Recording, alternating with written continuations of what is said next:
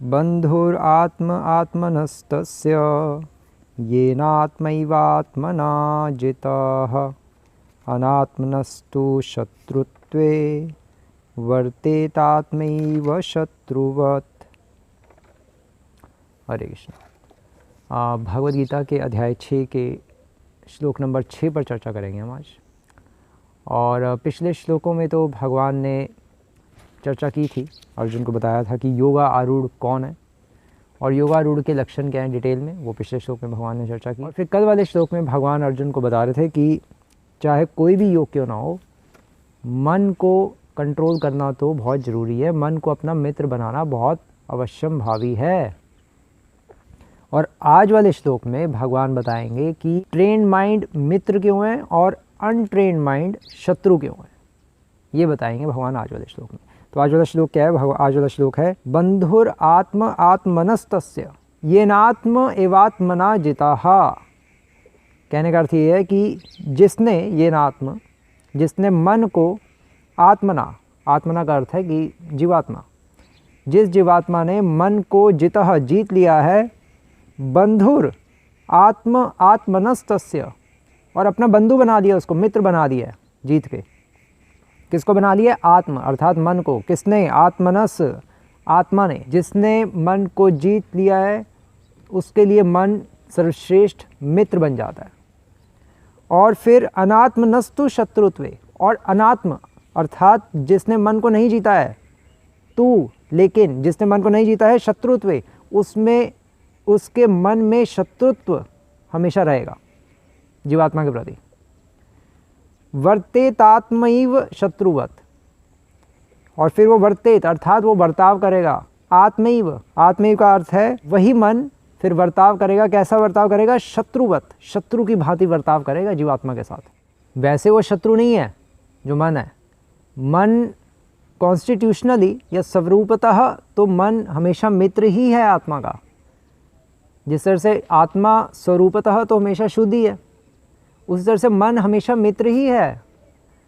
मन शत्रु बना हमारे कारण अल्टीमेटली। क्यों? क्योंकि हमने भगवान की सेवा छोड़ के भोग करना चाहा। जैसे ही भोग करना चाहा तो निकटस्थ माया झपटिया धरी, और माया ने झपट्टा मार के हमें इस भौतिक जगत में भेज दिया, और तब से मन हमारे साथ घूम रहा है। और क्योंकि हमने ट्रेनिंग ही माइंड की गलत कर दी, इसलिए रिस्पॉन्सिबल हम हैं, मन रिस्पॉन्सिबल नहीं है। मन इसीलिए शत्रु जैसा व्यवहार कर रहा है क्योंकि हमने उसकी ट्रेनिंग गलत कर दी। जिस तरह से फॉर एग्जांपल एक टेररिस्ट का जो पिता है, वो अपने बच्चे को भेजेगा, जा बेटा तू टेररिस्ट बन, सीख खूब गोली कैसे चलानी है, कैसे करना है, वो कैसे करना है। और फिर वो सीख के आएगा, वो कहेगा पापा मैंने सीख ली गोली चलानी। वो कहेंगे चला के दिखा। पापा आप पे चलाऊँगा। अरे बेटा मेरे पे मत चला। कहने का अर्थ ये है कि उसी तरह से हमने मन की ट्रेनिंग ही गलत कर दी। अब वो मन हमें ही तंग कर रहा है, हमारे शत्रुवत, शत्रु जैसा व्यवहार कर रहा है। शत्रु है नहीं, स्वरूपतः तो मन हमारा मित्र ही है, हमेशा भगवान की भक्ति करने में ही हमारी सहायता करता है। जब एक आत्मा अपने स्वरूप में स्थित होती है भगवान के सेवक के रूप में, तब तो मन हमेशा उसकी हेल्प ही करता है। हम उस देश के वासी हैं जिस देश में गंगा बहती है, हम तो वैकुंठ के रहने वाले हैं ना, तो मन तो हमेशा हेल्प ही कर रहा था हमारी।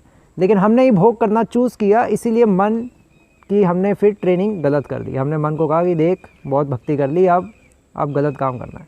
तो इसलिए मन फिर अब शत्रु जैसा व्यवहार कर रहा है कि ठीक है फिर मैं अब गलत काम करूँगा, मैं आपको ही नष्ट करूँगा, हे जीवात्मा मैं तुझे ही नष्ट करूँगा। इसलिए मन ऐसा हो गया।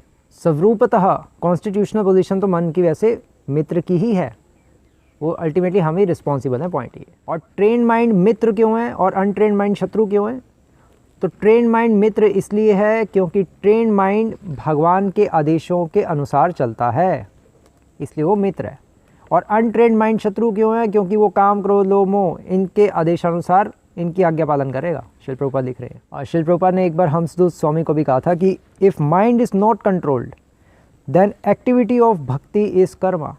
अगर मन कंट्रोल में नहीं है तो हमारी भक्ति की प्रत्येक क्रिया कर्म में बन जाएगी, कर्म में परिवर्तित हो जाएगी, कर्म बंधन में फंस जाएंगे धीरे धीरे। और शिल प्रभुपाद ये भी कहा करते थे कि जो योगी होते हैं, योगी क्या करते हैं? योगी परमात्मा से जुड़ते हैं, परमात्मा पे ध्यान लगाते हैं, और फिर उसके बाद एक प्लेटफॉर्म के बाद फिर वो परमात्मा की ही आज्ञा पालन करना चाहते हैं, क्योंकि परमात्मा से अटैच हो जाते हैं ना, भक्ति में उन्नत होंगे और फिर वो भक्ति योग में प्रवेश करते हैं ध्यान योग से, तब जाके उनको सिद्धि प्राप्त होती है। तो उसी तरह से, लेकिन शिल प्रभुपाद का कहना था कि जो भक्ति योगी है, भक्ति योग तो पहले दिन से ही भगवान की बात मान रहा है, पहले दिन से ही भगवान की आज्ञा का पालन कर रहा है, इसलिए भक्ति योगी ध्यान योगी से करोड़ों गुना श्रेष्ठ है। तो अल्टीमेटली मनुष्य जीवन का जो लक्ष्य है या मिशन ऑफ ह्यूमन लाइफ, शिल प्रभुपाद इंग्लिश में इसके तात्पर्य में लिख रहे हैं कि जो मिशन ऑफ ह्यूमन लाइफ है वो है मन को अपना मित्र बनाना, क्योंकि मन अगर मित्र बन गया तो समझो भगवान कृष्ण भी हमारे मित्र बन गए।